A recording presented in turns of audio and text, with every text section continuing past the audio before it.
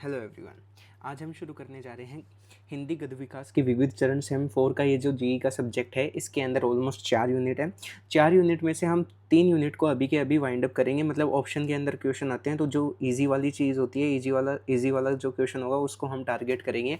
Additional unit 1 के अंदर जो इंपॉर्टेंट क्वेश्चन है मैं उसको कवर करूँगा, बाकी के क्वेश्चन मैंने कवर नहीं कर रखे हैं इसके अंदर। तो शुरू करते हैं चीफ की दावत से। जो चीफ की दावत है वो भीष्म साहनी ने लिखा है। जो चीफ की दावत का जो चैप्टर है वो भीष्म साहनी ने लिखा है और वो हिंदी साहित्य के प्रमुख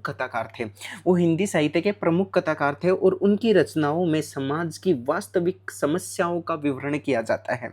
इसके अंदर जो मुख्य पात्र है इसके अंदर वो है मिस्टर सामनाथ जो एक नाम का व्यक्ति है, वो इसके अंदर मुख्य पात्र है। उसने अपने घर के अंदर चीफ को खुश करने के लिए उसने दावत रखी है। आज जो उसका घर है उसके ऊपर उसने दावत रखी है, इसलिए इस चैप्टर का नाम बना चीफ की दावत। सबसे पहले वापस से एक बार रिवीजन के लिए शुरू करते हैं। चीफ की दावत का जो चैप्टर है भीष्म साहनी ने लिखा था और वो प्रमुख कथाकार हैं और उन्होंने समाज की वास्तविक समस्याओं का विवरण किया गया है। इसके अंदर प्रमुख जो पात्र हैं वो मिस्टर शामनाथ है जिन्होंने अपने घर पर आज एक पार्टी रखी है चीफ को खुश करने के लिए। घर पर दावत या पार्टी रखी है। वह और उसकी पत्नी पूरी तैयारी में लगे हैं, मतलब उन्होंने पूरा का पूरा डेकोरेशन वगैरह किया है। लेकिन उसके साथ साथ क्या हुआ, उनके सामने एक समस्या आई। समस्या हम इसे नहीं बोल सकते, वह उनके दृष्टिकोण से समस्या थी, उनकी मानसिकता थी कि वो समस्या है। उनकी बूढ़ी माँ को यहाँ पर समस्या बताया गया है। बूढ़ी माँ को समस्या बताया गया है कि क्या किया जाए, उनका क्या किया जाए। बेटे से प्रेम है, बूढ़ी माँ को बेटे से प्रेम है, लेकिन बेटे को अपनी माँ से इस कहानी के अंदर प्रेम नहीं दिखता है। उन्होंने जो श्यामनाथ है उन्होंने कहा कि माँ आज आप जल्दी खा लेना और सो जाना। उन्होंने ये एडवाइस किया, लेकिन फिर उनके दिमाग के अंदर आया कि अगर ये जल्दी सो जाएंगे तो ये खर्राटे लेने लग जाएंगे। तो उन्होंने क्या कहा कि आप जल्दी खाना खा लेना, मेहमानों के सामने मत आना, आराम से आप बैठे रहना, कुछ बोलना मत, खर्राटे मत लेना और खड़ू मत पहनना। खड़ू मतलब चप्पल को बोलते हैं। सेकंड जो है दावत का दृश्य, मतलब अब जो दावत है वो शुरू हो चुकी है, मेहमान जो है घर के अंदर आ चुके हैं। सभी मेहमान खुश हैं, डेकोरेशन को देख के, घर की सजावट को देख के प्रशंसा कर रहे हैं। वो जब बरामदे में आते हैं, लेकिन जब वो बरामदे के अंदर घर से वहाँ पर उन्होंने ड्रिंक्स वगैरह की, उसके बाद में जब बरामदे में आते हैं तो वो देखते हैं कि माँ जो है कुर्सी पर सो रही है। माँ क्या है, कुर्सी पर सो रही है और जोर जोर से खर्राटे ले रही है। लेकिन इसके अंदर क्या दिक्कत हो गई, मतलब कोई भी आएगा घर के अंदर, माँ सो रही है, उसके अंदर कोई दिक्कत नहीं है। लेकिन जो शामनाथ है वो अपनी माँ से प्रेम नहीं करता है, अपनी माँ से प्रेम नहीं करता है, वो बोझ की तरह देखता है अपनी माँ को। तो वो उनसे बहुत ज़्यादा गुस्सा हो जाता है कि ये सो क्यों रहे हैं। शामनाथ को शर्म आ जाती है, मतलब लज्जापूर्ण आ जाता है कि यार ये खर्राटे ले रहे हैं, मेरी तो बेइज्जती हो गई, मैं प्रमोशन के आइडिया से आया था। चीफ को माँ पर दया आती है। मतलब जो चीफ है वो, मतलब जो शामनाथ है उसके माइंडसेट के अकॉर्डिंग नहीं चलता है, वो आदर करता है बूढ़ों का, तो उसको माँ पर दया आ जाती है। वो उनसे नमस्ते करता है और उनसे हाथ मिलाता है। चीफ जो है उनसे हाथ मिलाता है। माँ घबरा जाती है कि मैं क्या करूँ, इसके रिस्पॉन्स में क्या करूँ, तो वो कुछ बोलती नहीं है। चीफ स्थिति को सहज बना देता है। मतलब सब लोग हंस रहे थे कि ये बूढ़ी माँ है, खर्राटे ले रही है, लेकिन चीफ जो है वो अपने विवेकपूर्ण से स्थिति को सहज बना देता है। माँ का गीत, अब जो सब लोग हैं, जो चीफ है वो रिक्वेस्ट करता है कि माँ कहाँ से है। वो पहले पूछता है माँ कहाँ से है, तो वो शामनाथ जो है वो बताता है कि माँ गांव से हैं। तो चीफ जो है वो रिक्वेस्ट करता है कि एक माँ के द्वारा गीत हो जाए। माँ शुरू में तो मना करती है, लेकिन शामनाथ के बार बार बोलने पर वो एक गीत सुनाती है। तो गीत को अगर हम आंसर के अंदर प्रेजेंट करेंगे तो वो बहुत अच्छा होगा। गीत का नाम था हरिया नी माए हरिया नी मेणे। तालियां बजाते हैं सभी, इस गीत को सुनकर तालियां बजाते हैं। गांव के गीत सुनाने को कहता है। पहले माँ मना करती है, लेकिन बेटे के आदेश पर एक पुराना विवाह गीत सुना देती है जिसका नाम था हरिया नी माए हरिया नी बेणे। बाद में क्या करता है कि जो चीफ होता है तो उसको प्रशंसा करने के लिए मतलब उसको इंटरेस्ट आ जाता है कि गांव के बारे में, तो वो गांव के बारे में पूछता है कि क्या क्या गांव के बारे में। जो शामनाथ होता है उसको ज़्यादा पता नहीं होता है, वो अपनी माँ से पूछता है। तो पंजाब के अंदर फुलकारी का प्रसंग बहुत ज़्यादा था, फुलकारी बहुत ज़्यादा प्रसिद्ध थी। चीफ पंजाब की हसकाल के बारे में पूछता है, मतलब ये हसकाल का मतलब यहाँ पर है कि कुछ यूनिक चीज़ के बारे में वो पूछता है। पंजाब की स्त्रियां जो है वो फुलकारी बनाती हैं। इंटरेस्टिंग चीज़ क्या थी वहाँ पर पंजाब के अंदर? फुलकारी। माँ के पास एक पुरानी फुलकारी थी, चीफ को वो फुलकारी बहुत पसंद आ जाती है। शामनाथ तुरंत वादा कर देता है कि मैं ये फुलकारी आपको नहीं बनवा के दे दूंगा। अब कहाँ से बनवा के देगा? उसने अपनी माँ का स्थिति नहीं देखी, उसकी माँ की जो स्थिति है वो अच्छे से देख नहीं पाती है और बूढ़ी अवस्था के अंदर है, लेकिन वो तुरंत वादा कर देता है। तुरंत वादा क्यों? क्योंकि उसके अंदर लालच था। लालच किसका? कि प्रमोशन मिलेगा। माँ की आंखें कमजोर थी, लेकिन उसने कर दिया कि वो नया बना देगा।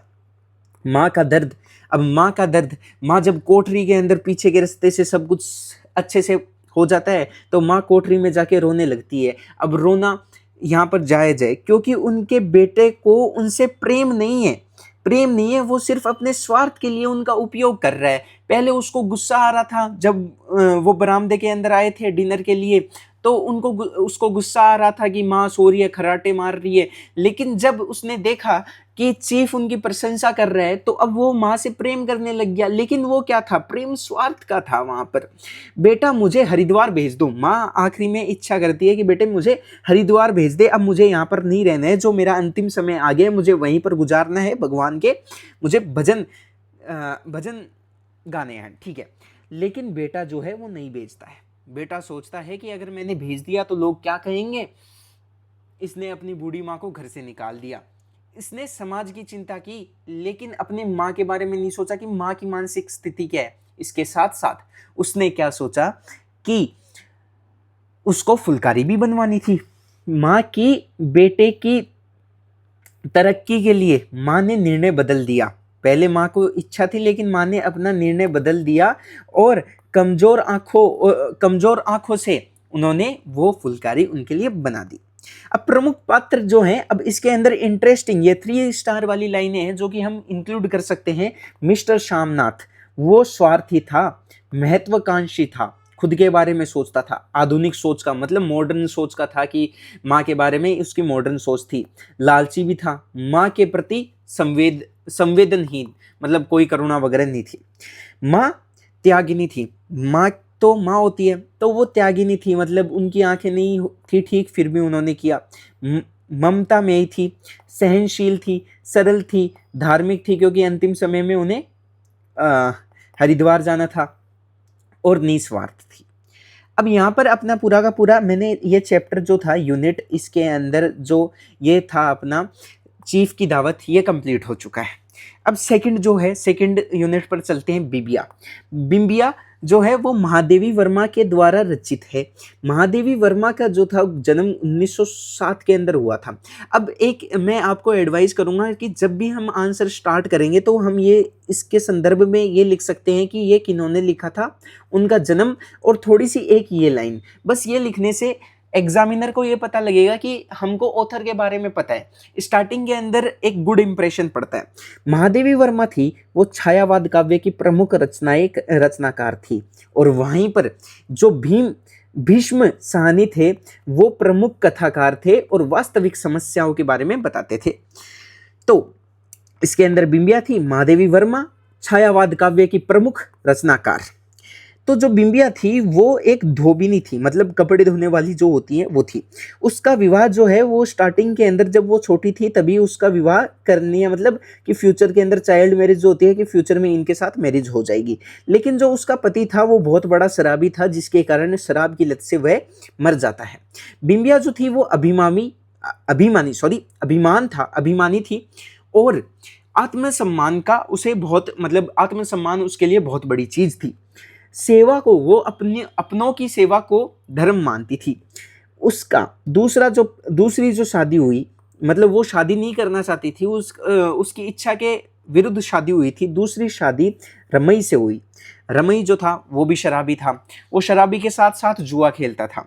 जुए में वो सब कुछ मतलब हार चुका था और एक बार उसने अपनी पत्नी को जुए पर लगा दिया। लेकिन पत्नी जो थी, हमें पता चलता है कि वो अभिमानी और आत्मसम्मान उसके अंदर था, तो उसने चेतावनी दी कि मुझे जुए पर मत लगाना, और अगर लगाया तो मैं चाकू से मार दूंगी। समाज में यह बहादुरी को गलत रूप से देखा गया। मतलब यहाँ पर ये व्यंग्य कसा गया है कि वो अभिमानी थी और बावजूद उसका जो पति था उसने जुए में वो हार चुका था, उसने लगा दिया था, लेकिन जो इस चीज को है, समाज ने यह बहादुरी को, जो बहादुरी थी उसने चेतावना दी बिंबिया की, जो यहाँ पर अभिमानी दिखाया गया है उसको कि चाकू मार देंगी, इसको बहादुरी की बजाय गलत रूप में देखा गया है। अब उसका जो तीसरा विवाह होता है, इसके बाद में वो अपने घर पर आ जाती है। घर पर आने के बाद में उसका भाई, मतलब सब लोग बोलते हैं कि घर पर रहना ठीक नहीं है, तो भाई समाज के प्रेशर में आके उसका तीसरा विवाह कर देता है। तीसरा विवाह जो करता है वो अढ़ेग उम्र के व्यक्ति के साथ करता है, वो बहुत ही उम्र में बड़ा होता है। उसके 5 बच्चे होते हैं। उसने अपने स्वार्थ के लिए शादी की थी। स्वार्थ कैसा कि उसके जो 5 बच्चे हैं उनके देखभाल कर सके। सामाजिक डर से उसने शादी की थी। ध्यान रखने के लिए उसने बिंबिया से शादी की। प्यार से देखभाल, बिंबिया ने जो उसके 5 बच्चे थे उनकी प्यार से देखभाल की। उसको प्यार, लेकिन बिंबिया को जब था वो प्यार नहीं मिला, थोड़ा बहुत सम्मान भी इतना कि खाना पीना उसको मिल जाता था।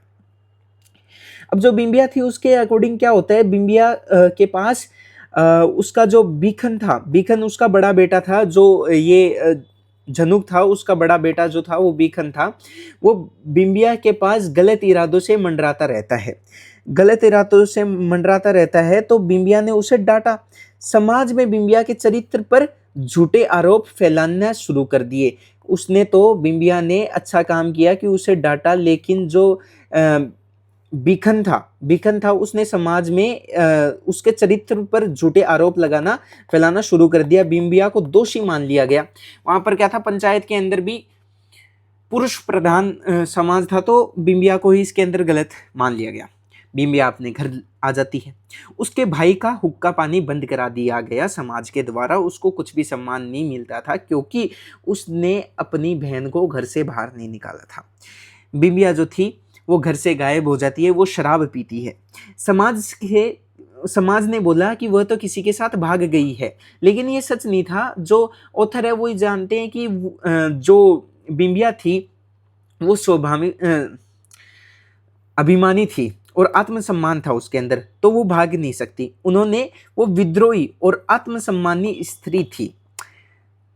लेकिन अब लास्ट में इंपॉर्टेंट लाइन आती है कि इन सब से बिंबिया बहुत थक चुकी थी, तो उसने अपने कलंक को धोने के लिए यमुना नदी के अंदर वो खुद को, अपने आप को समर्पित कर देती है।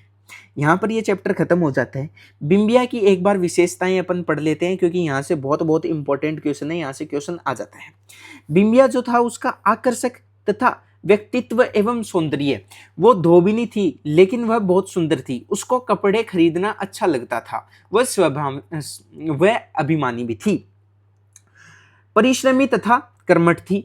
वह जो अपनों की सेवा करने को वो धर्म मानती थी, इसलिए वह परिश्रमी थी। स्वाभिमानी नारी थी।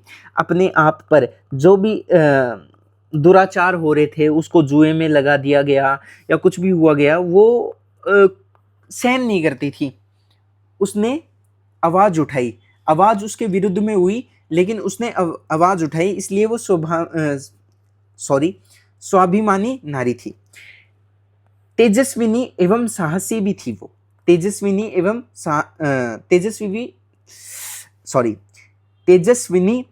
साहसी भी थी वो। चरित्र एवं मर्यादित, गृह कार्य से दक्ष।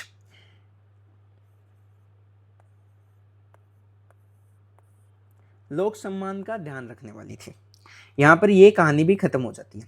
अब जो नेक्स्ट कहानी आती है वो सरदार पूर्ण सिंह की आती है। सरदार पूर्ण सिंह की जो कहानी थी, उनका जन्म 1881 के अंदर हुआ।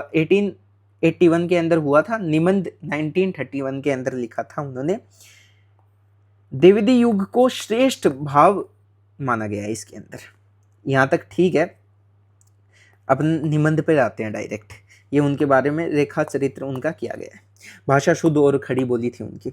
निबंध के माध्यम से सौंदर्य दिया गया, मजदूरी और प्रेम का कोई मोल नहीं है, वह अनमोल है। इसके अंदर ये सारांश है कि निबंध के माध्यम से ये संदेश दिया गया है कि मजदूरी और प्रेम कोई मोल नहीं है, इनका कोई मोल नहीं है, वह अनमोल है। मनुष्य को कर्म की पूजा करनी चाहिए, मनुष्य को कर्म की पूजा करनी चाहिए और मजदूरी को सम्मान की दृष्टि से देखना चाहिए।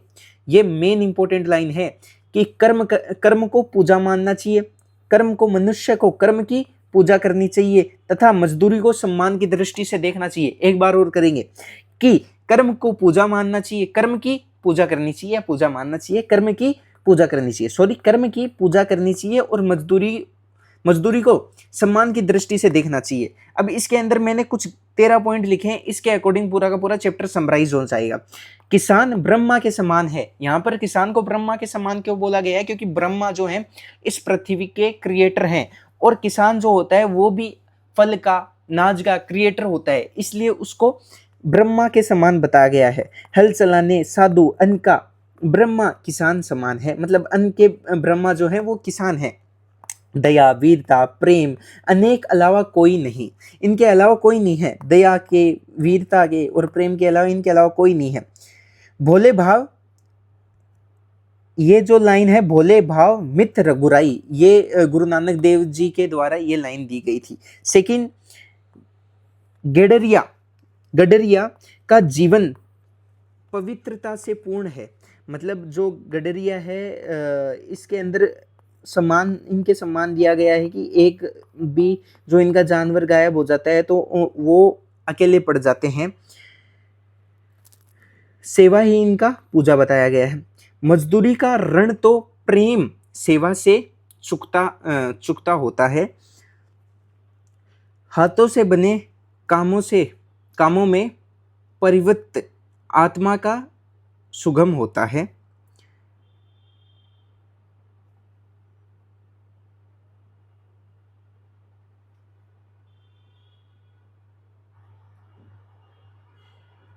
यहाँ से एक बार यहाँ पर ये पढ़ लेना, पति के हाथ में मेल प्रेम के साथ रोटी अमूल्य है। मतलब ये थोड़ी हार्ड लैंग्वेज लग रही है मुझे, तो मैं इजी लैंग्वेज पे अभी शिफ्ट कर दूंगा।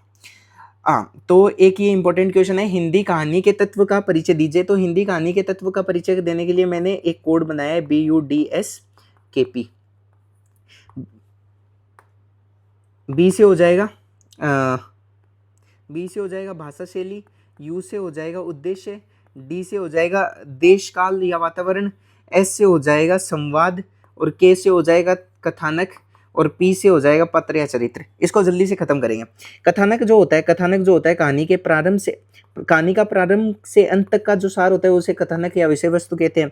विषय वस्तु कैसी हो सकती है? ऐतिहासिक हो सकती है, पौराणिक हो सकती है, राजनीतिक, पारिवारिक हो सकती है, प्रेम से संबंधित हो सकती है, गांव या नगर से संबंधित हो सकती है। अब इंपॉर्टेंट लाइन बताता हूँ जो कि आप हर कहीं पर यूज कर सकते हो। किसी भी कहानी का कथानक या कुछ भी कहते हैं, किसी की कहानी का कथानक आकर्षक तथा पाठक के मन में जिज्ञासा उत्पन्न करने वाला होना चाहिए। अंत जो है वो प्रभावी तथा प्रेरणादायी होना चाहिए। कहानी के विषय वस्तु से ही पाठक उसे पढ़ना शुरू करे तो अंत तक उसे पढ़े। यहाँ पर कथानक खत्म होता है, मतलब सार शुरू से अंत तक का कथानक होता है। ऐतिहासिक, पौराणिक, राजनीतिक, पारिवारिक, प्रेम से संबंधित या गांव या नगर से संबंधित, आकर्षक तथा जिज्ञासा उत्पन्न होनी चाहिए, प्रभावी तथा प्रेरणादायी होना चाहिए और अंत तक पढ़े उसको। पात्र जो होता है वो सजीव, प्रत्येक कहानी में कुछ पात्र होते हैं और जो पात्र होते हैं उन्हें सजीव होना चाहिए और संख्या उनकी कम होना चाहिए। अगर चरित्र सजीव है और आकर्षक है तो उसका पढ़ने में मन लगेगा, कहानी को पढ़ने में मन लगेगा। संवेद और संवाद है इसके अंदर, संवाद स्पष्ट होना चाहिए, प्रभावी होना चाहिए और पाठक के मन में आनंद उत्पन्न करे। जो संवाद है वो लय प्रदान करता है और यादगार बनाता है। जो संवाद है वो जीवंत बनाने के लिए सदैव संवाद छोटे होने चाहिए और भाषा सरल होनी चाहिए।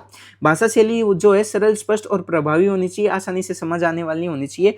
यदि जन भाषा का प्रयोग किया जाए तो वो प्रसन्न करेगा पाठक जो है। भाषा शैली विषय और पत्रों के अनुसार होनी चाहिए। देश काल या वातावरण सजीवता लाता है और जिस समय कहानी बनी गई है उसके बारे में बताता है कि रीति काल में बनी गई है, प्रथाएं, खान पान, ये सब कुछ बताता है। जो देश काल या वातावरण है कहानी के अनुसार वो स्वाभाविक होना चाहिए। उद्देश्य जो है वो कहानी का प्राण तत्व है, वो मनोरंजन के साथ साथ संदेश भी देना चाहिए। अब अपन ये जो सरदारपूर्ण वाली कहानी जो थी, मजदूरी और प्रेम, यहाँ पर अच्छे से इस क्वेश्चन के अंदर डिस्कस कर लेते हैं अपन। तो सरदारपूर्ण सिंह द्वारा लिखित निबंध मजदूरी और प्रेम के अंदर क्या है, श्रम को महत्वपूर्ण माना गया है, मजदूरी को आदर्श स्वरूप निष्ठा व्यक्ति है। इसमें उन्होंने स्पष्ट किया गया है कि मेहनत मजदूरी बल पर जीते हैं, वास्तविक पहचान ईमानदारी है कोई भी इंसान की, विवेकपूर्ण कर्म है, भौतिक धन दौलत नहीं है। जीवन के विभिन्न क्षेत्रों के अंदर कर्मशील मजदूर, गडहरिया, लोहार, मोची, कलाकार, किसान सभी अपने अपने कर्म से पहचाने जाते हैं। जो संवेदनहीन है उन्हें ऊंचा और महान नहीं माना जा सकता। लेखक के अनुसार ईश्वर के संदर्भ में संसार में प्रचलित ऊंच नीच मानदंड कोई महत्व नहीं रखता, वहां केवल सज्जनता और ईमानदारी कर्म का महत्व आका जाता है। मनुष्य अपने हाथ की कारीगरी और मेहनत के बल पर पदार्थों को बदलने में समर्थ रखता है। आर्थिक अभाव हो लेकिन कष्ट का अनुभव नहीं होता। जो कोई भी मेहनत करता है उसको आर्थिक अभाव होता है लेकिन कष्ट का अनुभव नहीं होता। लास्ट लाइन इसके अंदर कर लेते हैं जो कि इंपॉर्टेंट है। अपनी मेहनत का फल उन्हें फसल के रूप में मिलता है, पशुओं की सेवा और पालन करना है। पूर्ण सिंह अपनी शैली का वर्णन करते हुए नंगे पांव नंगे बदन दिन रात खेतों में मेहनत करने वाले किसानों की उपमा फकीर से दी है जो सेवा में ही परम संतोष का अनुभव करते हैं। अब मैंने मोस्टली ये डिस्कस कर लिया गया है यहाँ पर, एक बार इसकी रीडिंग लगा लीजिएगा। मोस्टली 3 यूनिट जो है वो अच्छे से कवर हो चुकी हैं, बाकी 1 यूनिट से जो इम्पोर्टेंट क्वेश्चन था फर्स्ट यूनिट से वो भी हो चुका है, लेकिन फर्स्ट यूनिट से और भी क्वेश्चन है वो भी करने ज़रूरी हैं। Thank you.